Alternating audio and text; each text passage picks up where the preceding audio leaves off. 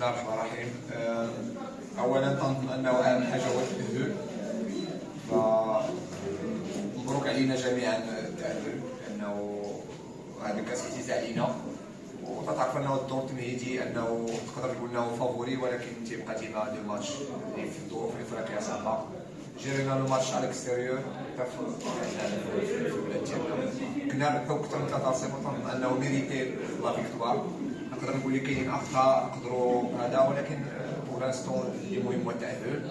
وكاين كانوا التحوال الزوينين، عاوتاني ما اونكيسيناش تابو كهدف، سجلنا اهداف وكرينا دي زوكازيون نقدروا نسجلوا اهداف اكثر.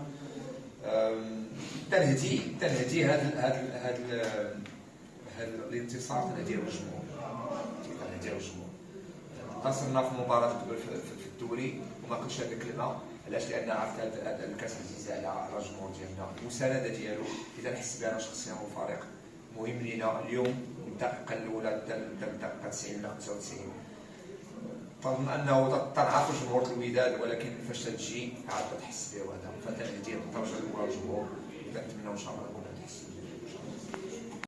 زوين هذا السؤال اللي قلتي، علاش؟ انا بغيت نوضح واحد المساله للناس ديالنا وبيان سور الصحافه ديالنا والجمهور ديالنا. عندنا غادي ننافسوا على 4 كما تنقول الواجهات. عندنا في الدوري، عندنا الكاس، وعندنا السوبر ليغ، وعندنا الشامبيونز. انا كتبت واحد هذا الجروب عندي فيه الثقه كله.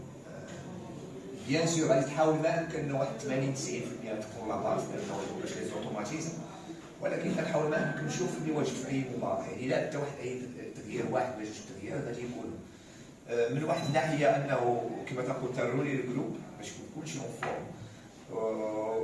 وبيان سور حتى لو ماتش ما يمكنش تضرب الفرقه تضرب فيها الاربعاء السبت، لان البروغرام صعيب، غيجيو لي بليسيور وغادي نحسبوا في لو مومون بوتيتر هذا الشيء في شهر واحد وشهر جوج باش خاصني في المعقول غادي تلقى الدراري اللي بازيتي عليهم انجليزيين واللعابه اللي بغيت نحتاجهم ما واجدينش. غنحاول نوجد، ولكن ندير واحد لابالونس افيك لي ريزولتا.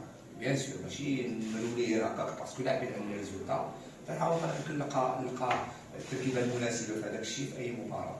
غادي تكون كما قلت لك 90%. كما نقولوا اليوم غاب عندنا حق كاس الناس وفيها ما حناش لانهم ما مأهلينش، ولكن كاينين اللعابه اخرين اللي واجدين بحال فرحان بحال ابو فهد.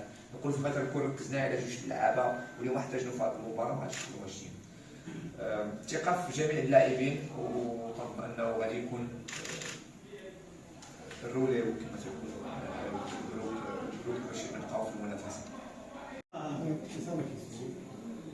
وي ما تنظنش انه غادي ياثر على هذا، لانه حنا الجمهور ديالنا ملينا من اي الملعب. بيان سور الملعب، ولكن انا تاكد بانه في اي ملعب لعبنا، واخا نلعبوا حتى في طنجه مراكش فين ما هذا الزداولي، هذا الجمهور ديالنا كنحسوا به. حسيت بها في المحمديه هذا، حسيت بها في بركان هذا، افتقدتها مع السؤال افتقدتها.